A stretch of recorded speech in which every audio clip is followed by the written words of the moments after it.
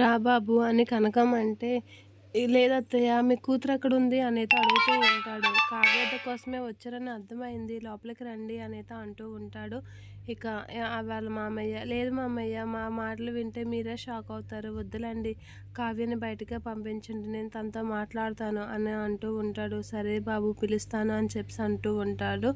ఇక కావ్య అయితే అదే టైంలో పెయింట్ ఇది పట్టుకొని అయితే బయటికి వస్తూ ఉంటుంది. బొమ్మలకి పెయింట్ వేయడానికైతే ఒక తను పెయింట్ తెచ్చుకొని బయటికి వస్తూ ఉంటుంది. ఇక అది చూసి మీరు లోపలికి వెళ్ళండి అని చెప్పేసి కావ్యకసి అయితే చూస్తూ ఉంటాడు. అలా చూడగానే కావ్య కూడా రాజు కాసి అలా చూస్తూ ఉంటుంది. అయినా పట్టించుకోకుండా తను బొమ్మలకి పెయింట్ వేసుకోవాలని చెప్పేసి పక్కగా వెళ్ళి కూర్చుంటూ ఉంటుంది. అది చూసి రాజు దీనికి ఎంత పొగరు, భర్త నచ్చినని కూడా ఇది లేకుండా పోయింది అనేది దాని దగ్గరికి వెళ్తూ ఉంటాడు. కావ్య ఏంచి అలా పెయింట్ చేసుకుంటుంటే ఓయ్ అనైతే పిలుస్తూ ఉంటాడు. ఏంటి అని అంటే రా వెళ్దాం అని అంటే ఎక్కడికి అని అంటే మా ఇంటికి అని అంటాడు.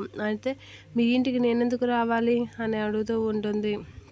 మా ఇంట్లో లక్ష్మీదేవి లేదంట, నువ్వు వస్తే కానీ రాదంట, అందుకే అని అంటూ ఉంటాడు రాజు. ఆ మాటలకి మీరే వచ్చారా బామ్మ వాళ్ళు పంపితేనే వచ్చారా అనేది అడుగుతూ ఉంటుంది.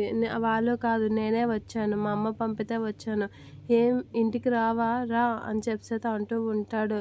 రా అంటే రావడానికి, పో అంటే పోవడానికి నేనేమి ఆట బొమ్మను అనుకుంటున్నారా ఏంటా? మీ ఇంట్లో ఇంకో దీపం పెట్టాలి అంటే ఇంకో ఆప్షన్ వెతుక్కోండి, ఇంకో భార్యని చేసుకోండి, పెళ్లి చూపులు చూసి ఇష్టపడి ప్రేమించి భూత్ బంగాళాలో శోభనం చేసి అప్పుడు అగ్గిపెట్టివ్వండి, దీపం పెట్టేసి వస్తుంది మీ ఇంట్లో లక్ష్మీదేవి, నేనైతే రాను అనైతే చెప్తూ ఉంటాడండి కావ్య. ఆ మాటలకి రాజు అయితే అలా చూస్తూ ఉంటాడు. చూసి షాక్ అవుతూ ఉంటాడు.